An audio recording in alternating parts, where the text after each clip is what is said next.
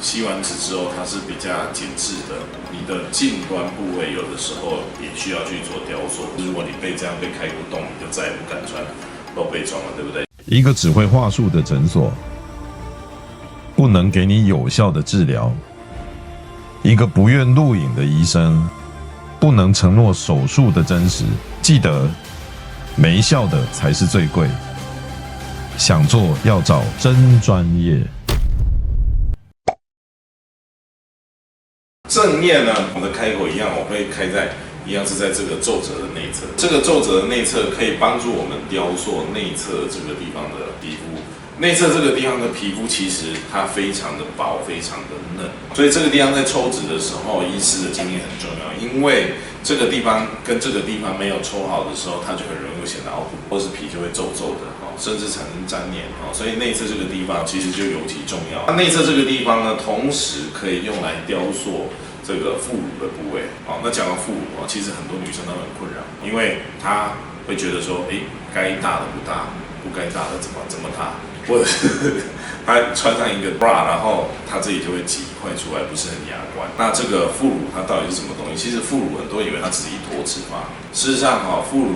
它在很多女生里面，它其实真的是乳房。其实我们知道牛它有6个乳房，那其实人类在演化的过程中，有些人其实没有完全的退化，然后它的副乳其实里面是有一些乳房组织的，它不是单纯的脂肪。所以有些女生可以回去看，它在这个地方会有一颗像痣，或是像小凸点、像小肉芽，那个其实是没有退化完全的乳头。你可能以为那只是痣而已。那很多女生有这个状况，所以副乳它在处理的时候，如果你只有单靠去吸脂，有的时候它抽完会觉得，好像这个副乳它的效果不是很满意。为什么？因为传统单纯的吸脂，它没有办法很明确的去把那个乳房组织把它刷干净。这个有的时候我们会搭配一些工具，像我个人就很喜欢用超音波像 Vaser 或 Ultra-C 这样的工具可以抽得更干净。所以副乳你不能把它单纯看成一般的脂肪组织，你要抽得干净，要抽得让它服帖的话，你还需要加上这样的一个动作，然后它对于拉紧内侧的皮肤有一定的一个效果。所以手背我们很常手背做、肩胛做、副乳一起做，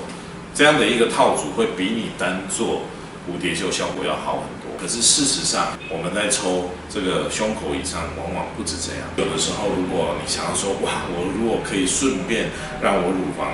在没有填脂的状况下，看起来可以罩杯好像大一点，还有一个方式就是从这个地方我们去雕塑，假设这是胸部，我们去雕塑这个周围的这个脂肪组织。这个在以前对于一些可能只学过比较传统吸脂的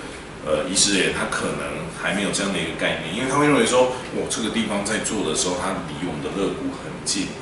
你一般去吸脂你很难这样做。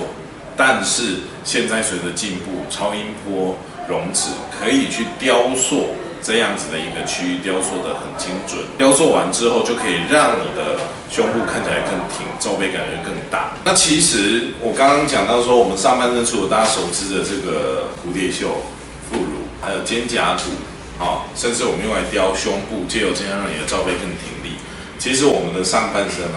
有一些这个小的瘤，什么瘤的脂肪瘤。那脂肪瘤呢，以前呢会认为说应该用切开的方式把它整个拿出来。脂肪瘤呢，其实切开的时候，因为看看大小，但是很容易就有可能有瘤疤的可能。但是现在呢，像有了这个超音波溶脂这样的一个东西，我们在处理脂肪瘤一般只要说他有时候在医院做一个小切片认为说它只要是良性的，其实超音波是可以把这个脂肪瘤就有这样融化的过程，它不用开刀留一个这么长的疤，就可以去把它处理掉。所以你看以前有些人身上为了开一个，尤其呢很多人这个地方会长那个脂肪瘤，现在不一定要用一个那么大的一个刀疤去处理它，只要确定它是良性的，我们都可以用这种方式来做一个协同的一个处理。还有一些人还有一个问题就是水牛肩。什么是水牛肩？水牛肩就是这个地方的脂肪比较肥厚。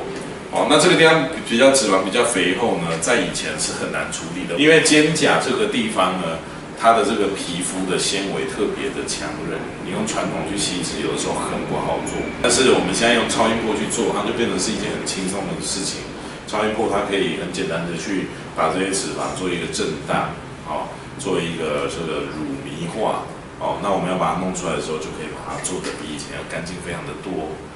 所以今天我们要跟大家简单介绍的就是说，关于这个胸部以上这个吸脂的一个处理跟做法。那在接下来其他题目，我们还要介绍各个部位的一些注意事项，还有一些这个须知。那谢谢大家收看。我们今天的节目到这边，如果大家有兴趣的话，欢迎大家把我们的资讯分享给你的朋友，我相信可以给大家很多正确的一些概念。好啊，如果你分享给朋友，你跟我们说，我们的小编会在线上把我的一本电子书分享给你哦。那这本书里面写了很多的关于微整形一些解剖的一些概念，我相信对大家在爱美的过程中可以少走很多的冤枉路。今天就到这里喽，拜拜。